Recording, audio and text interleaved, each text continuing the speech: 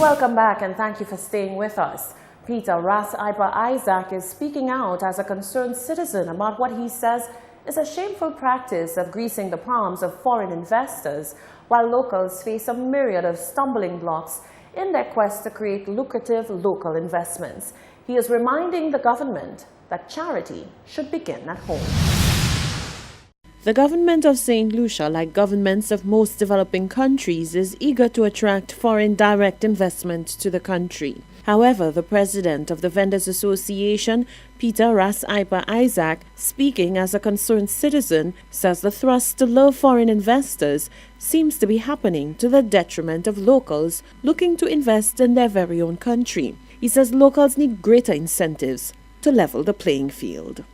The government must put the incentive and give us the same incentives, the same opportunity they are giving people foreign to come here. And some of them don't even have money, but they're getting money cheap. They're getting to have money cheap. And it is difficult for us, no matter how wonderful, how magnificent our proposed plans are. We're not getting through.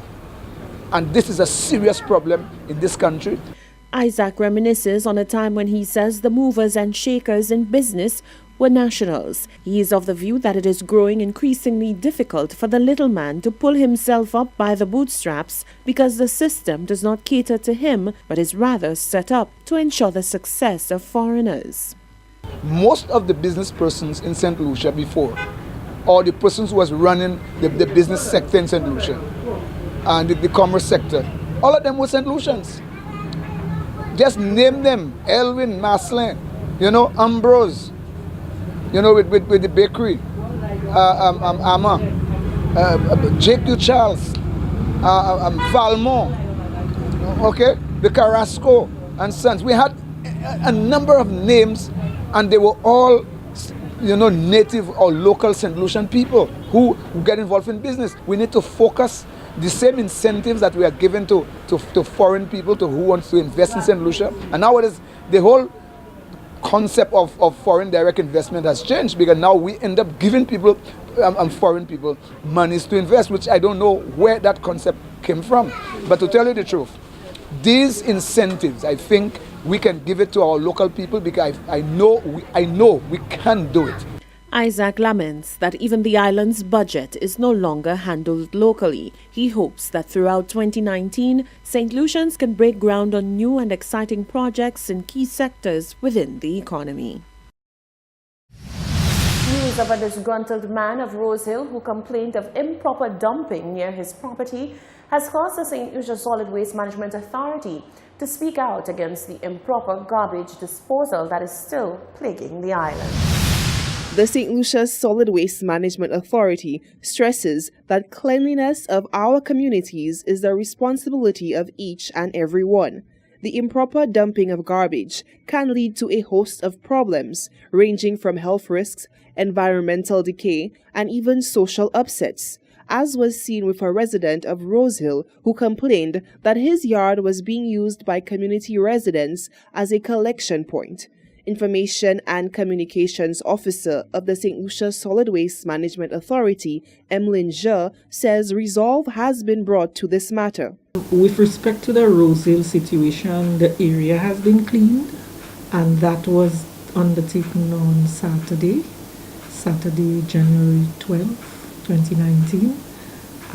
What we would like to see happen, though, is that the general cleanliness of the area be maintained. Of course, we expect the gentleman to take the necessary steps to ensure that his yard, if I may say, is not utilized by members of the public to place waste, as his yard is not a collection point, basically. And of course, for residents to comply with the collection days, the regular collection days, to put waste out only on these days. Jha says collaborative efforts between the authority and other regulatory bodies are geared towards ensuring the health and safety of all St. Lucians. However, in regards to housing and planning, Jha explained that the archaic structure that exists in St. Lucia does pose a challenge for the ideal means of garbage collection. We have a good working relationship with the Ministry of Health, and of course other agencies, wherever solid waste impacts the work of these agencies, then we come together in order to devise the solutions, better solutions for the country. With respect to unplanned communities, remember these are communities that developed very long time ago, and where in terms of regulations with respect to that may be a little challenging for me to speak to, but we as an authority, we would work with agencies as much as possible to help and improve the conditions under which these residents live, particularly when it comes to solid waste management. Meanwhile, JA provided an update on the Deglo landfill, saying that the turnaround time is back to normal. She previously stated that a delay in garbage collection was a result of roadworks being undertaken in the landfill, slowing down the disposal efforts and causing a backlog of garbage trucks at the landfill.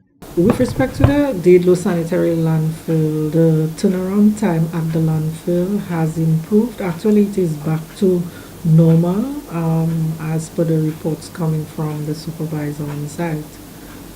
And of course, we would like to encourage the users of the site to follow the instructions given when they do get to the site, to ensure that everything works out in the interest of all parties. Of course, work continues on the road. We continue to improve the conditions associated with the access road, very critical, because anytime it rains, then we experience muddy conditions. So given the beautiful weather, if I may say right now, work is ongoing in order to take that road up to standard so that everybody can be comfortable. JA noted that a completion date would be difficult to pin down. However, the St. Lucia Solid Waste Management Authority continues to work towards a speedy completion as the weather permits. Reporting for Hot 7 News, I am Solaj Alfred. Prime Minister Alan Shastney delivered his New Year's address to the nation on Sunday. The speech was one which sought to foster hope for the future of the island's economy amid a growing chorus criticizing the performance of his government thus far in key sectors like health, the economy, and the education sector. The Prime Minister touted what he described as a blossoming economy and the scheduled commencement of the HIA redevelopment and major road work. We're all very pleased that this year we'll see the commencement of major road works throughout the length and breadth of St. Lucia and the redevelopment of the Huronora International Airport. St. Lucians have been waiting far too long to see these projects take off. The funding of these projects were created by two new revenue sources, namely the airport development tax and the additional $1.50 on the existing fuel excise tax. I reiterate, this will not put undue pressure on the government's budget, as this new debt is supported by dedicated revenue streams.